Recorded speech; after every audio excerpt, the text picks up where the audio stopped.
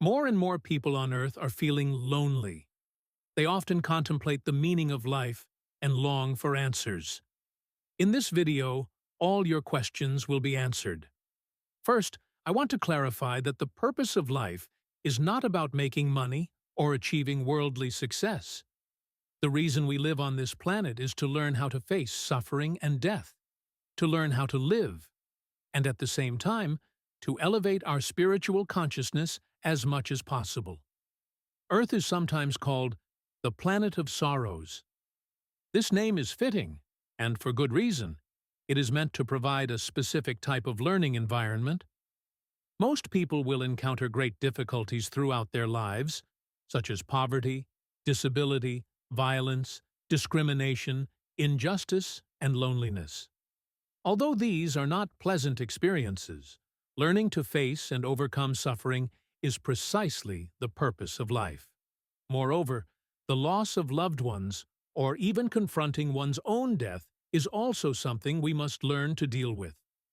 Many people choose negative ways to cope with such challenges, such as drinking, drug use, and other means of escaping reality. Some even take more extreme actions, which I will not go into here. Ultimately, trying to escape suffering runs counter to the very reason we are here. Facing hardship in a positive and healthy way and learning from it is what gives life its meaning. It's also important to talk about how to deal with loneliness and emptiness. Some people may not be going through major suffering at the moment, but they still feel bored, empty, and directionless.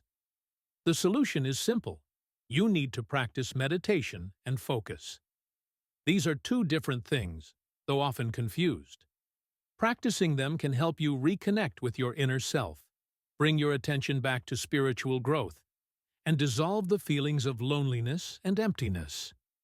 Once you've developed your meditation practice to a certain level, the focus that follows can even allow you to communicate with your higher self and ask for help in solving material or personal problems.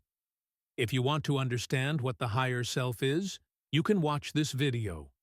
Now, let me explain how to practice meditation and focus in detail. Many so-called meditation teachers on Earth make the mistake of confusing the two. They are actually very different. Meditation is the complete cessation of thought, a state in which you feel yourself in the present moment. It is not about focusing on your body, but rather about sensing your inner being, your true self. Meditation may sound simple, and in fact, truth is often simple, but it is not easy. For beginners, it's often hard to stop thinking. That's perfectly normal, even if you can only stop thinking for a few seconds at first. That's okay, as long as you're making gradual progress each time you practice. The posture for meditation is also very simple. Another mistake many teachers make is insisting on specific hand gestures. You don't need to do that. Just rest your hands naturally on your knees. The ideal position is shown in the image. If you can't sit that way in the beginning, a simple cross-legged sitting posture is fine too. The posture is not important. What matters is that it feels natural and comfortable. Similarly, the location where you meditate doesn't matter either, because the greatest temple is within oneself. Through meditation, you can enter this inner temple and experience the purest joy that comes from within. Now let's talk about focus. Unlike meditation, focus allows for thought, imagination, and reflection.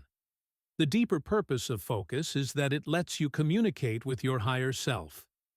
You can ask for help with material or other types of problems. But it is essential to meditate first and then focus. To use a metaphor, meditation allows you to enter the sacred temple within yourself. And once inside, focus allows you to speak with your higher self. One final point I want to emphasize is that joining any religious organization will not solve your problems, not your loneliness, not your emptiness, not anything else. All religious institutions on Earth are essentially operated by clergy seeking money and power. These individuals distort simple truths to better control the masses. A well-known example is the concept of hell and demons found in the Bible. I can tell you that hell and demons do not exist. These ideas were created by Christian clergy as tools of control. They have also distorted many other truths, though I won't list them all here. In short, the modern Bible has very low readability and authenticity. This also applies to other new religions or sects. They, too, are usually founded by those who seek to control people and profit from them. So ultimately, the suffering we face is not a mistake or misfortune. It is part of a necessary learning environment. When we experience hardship, our purpose is to face it and learn from it. That is the meaning of life.